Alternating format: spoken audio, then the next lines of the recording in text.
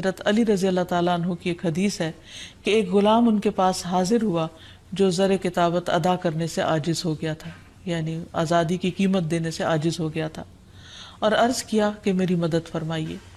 حضرت علی نے فرمایا کہ میں تمہیں ایسے کلمات سکھاتا ہوں جو رسول اللہ صلی اللہ علیہ وسلم نے مجھے سکھائے تھے، اگر تمہارے اوپر پہاڑ کے برابر بھی قرض ہوگا تو بھی اللہ تعالیٰ تیری طرف سے ادا کر دے گا۔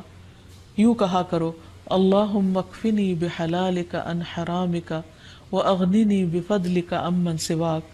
اے اللہ مجھے حلال مال دے کر حرام سے باز رکھ اور مجھے اپنے فضل سے اپنے علاوہ دوسروں سے بے نیاز کر دے۔ اسی طرح ایک اور روایت میں آتا ہے، حضرت انس سے روایت ہے کہ رسول اللہ صلی اللہ علیہ وسلم نے حضرت معاذ سے فرمایا، کیا میں تمہیں ایسی دعا نہ سکھاؤں جس کے ساتھ تم دعا کرو اگر تم پر احد کے پہاڑ برابر بھی قرضہ ہو تو اسے اللہ تعالیٰ تم سے ادا کر دے گا۔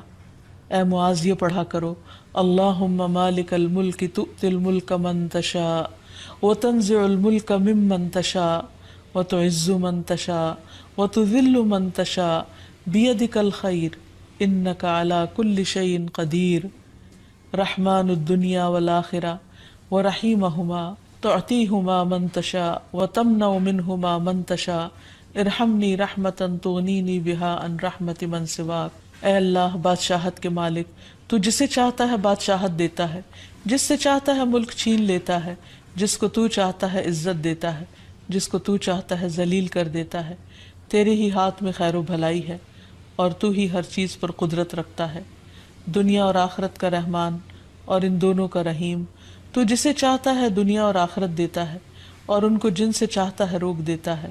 مجھ پر ایسی رحمت فرما جو مجھ کو تیرے علاوہ کی رحمت سے بے نیاز کر دے۔ نبی صلی اللہ علیہ وسلم کی دعاؤں میں سے قرض سے پناہ مانگنے کی دعا بھی تھی۔ نماز کے بعد یہ پڑھتے تھے، اللہم انی اعوذ بک من المأثم والمغرم۔ اے اللہ میں گناہ اور قرض سے تیری پناہ مانگتا ہوں۔ کسی نے عرض کیا، یا رسول اللہ صلی اللہ علیہ وسلم آپ قرض سے اتنی پناہ مانگتے ہیں؟ آپ نے جواب دیا، جب آدمی مقروض ہوتا ہے تو جھوٹ بولتا ہے اور وعدہ کرتا ہے تو خلاف ورزی کرتا ہے۔ پھر سونے سے پہلے کی دعائیں جو ہیں ان میں بھی قرض کی ادائیگی کی دعا ہے۔ پھر اسی طرح سفر میں بھی قرض سے پناہ کی دعا ہے، کیونکہ مسافر کی دعا قبول ہوتی ہے۔ نبی صلی اللہ علیہ وسلم جب کہیں قیام فرماتے تو یہ دعا پڑھتے، اللہم انی اعوذ بک من الہم والحزن والعجز والکسل والبخل والجبن ودلع الدین وغلبۃ الرجال۔ اے اللہ میں تیری پناہ مانگتا ہوں غم اور رنج سے، عاجزی سے، سستی سے، بخل سے اور بزدلی سے، اور قرض چڑھ جانے اور لوگوں کے غلبے سے۔ تو یہ ہیں وہ چند مسنون دعائیں جو نبی صلی اللہ علیہ وسلم نے سکھائیں۔ اگر انسان ان کو پڑھتا رہے تو قرض سے نجات حاصل ہو جائے گی۔ بریدہ رضی اللہ عنہ سے مروی ہے کہ میں نے نبی صلی اللہ علیہ وسلم کو یہ فرماتے ہوئے سنا کہ جو شخص کسی تنگ دست مقروض کو مہلت دے دے اسے ہر دن کے عوض اتنا ہی صدقہ کرنے کا ثواب ملے گا۔ پھر ایک اور مرتبہ سنا تو نبی صلی اللہ علیہ وسلم نے فرمایا، جو شخص کسی تنگ دست مقروض کو مہلت دے دے اسے ہر دن کے عوض دگنا صدقہ کرنے کا ثواب ملے گا۔ میں نے عرض کیا، یا رسول اللہ صلی اللہ علیہ وسلم پہلے میں نے آپ کو ایک گنا پھر دگنا ثواب کا ذکر کرتے ہوئے سنا تو نبی صلی اللہ علیہ وسلم نے فرمایا، قرض کی ادائیگی کی مہلت کا وقت آنے سے قبل اسے روزانہ ایک گنا صدقہ کرنے کا ثواب ملے گا، اور قرض کی ادائیگی کی میعاد گزرنے کے بعد مزید مہلت دینے پر دگنا ثواب ملے گا۔ تو اس سے یہ پتہ چلتا ہے کہ جتنی جو مقروض کو ڈھیل دیتا ہے اس کے لیے اجر اتنا ہی زیادہ بڑھتا چلا جاتا ہے۔ پھر قرض کا اجر جنت کے دروازے پر بھی لکھا ہوا ہے۔ رسول اللہ صلی اللہ علیہ وسلم نے فرمایا، ایک آدمی جنت میں داخل ہوا، وہ کیا دیکھتا ہے کہ اس کے ایک دروازے پر لکھا ہوا ہے کہ صدقہ کا ثواب 10 گنا اور قرضے کا ثواب 18 گنا ہے۔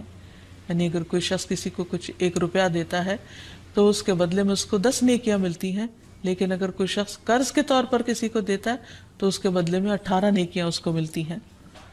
پھر اسی طرح نبی صلی اللہ علیہ وسلم نے فرمایا، ایک شخص لوگوں کو قرض دیا کرتا تھا اور اپنے نوکروں سے اس نے یہ کہہ کر رکھا تھا کہ جب تم کسی کو مفلس پاؤ تو تم اسے معاف کر دیا کرو، ممکن ہے کہ اللہ تعالی ہمیں بھی معاف فرما دے۔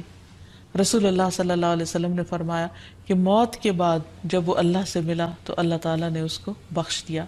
تو گویا جو دنیا میں دوسروں کے قرض معاف کر دیتا ہے، قیامت کے دن اللہ تعالیٰ اس کو معاف کر دے گا. پھر اسی طرح قرض معاف کرنے والے قیامت کے دن عرش الہی کے سائے تلے ہوں گے.